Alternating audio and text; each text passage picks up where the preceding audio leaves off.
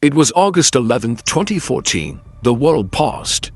News broke that Robin Williams, the man who made millions laugh, was gone. Dead by suicide, a man so full of life had taken his own. It didn't make sense.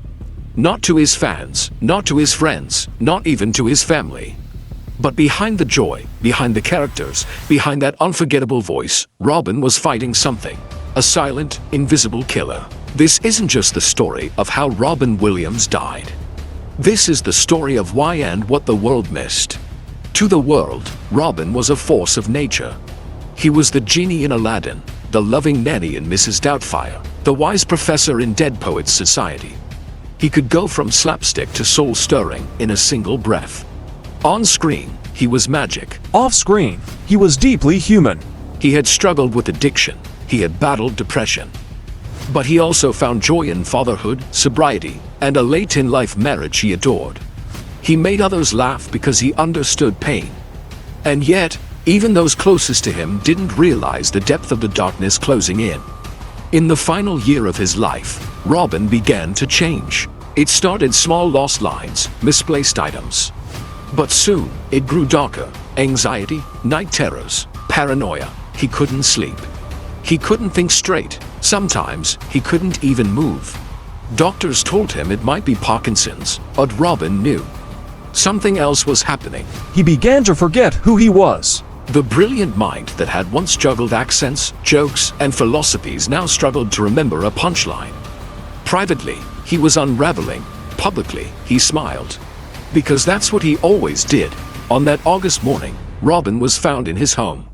No note, no message, just silence. The world mourned a comedic genius.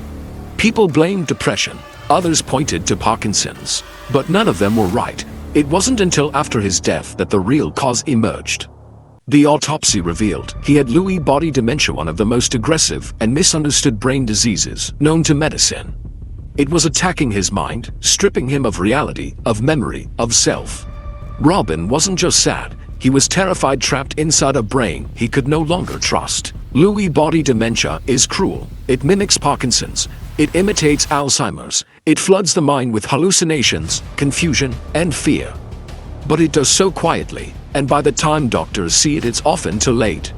Robin's wife, Susan, later described it as the most terrible disease you've never heard of. In his final days, Robin knew he was losing himself. He just didn't know why. And in a moment of desperation, not weakness, he made a decision. Not to end his life, but to escape a nightmare no one else could see.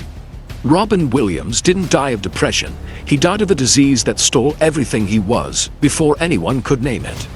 But he left behind something greater than tragedy. He left joy. He left laughter. He left us words like, no matter what people tell you, words and ideas can change the world. And maybe, by telling this story, not just how he died, but why we can change something too. Let us remember Robin, not for the way he laughed, but for the brilliance, the light, and the compassion he gave the world, even when he was hurting most. If this story moved you, consider sharing it.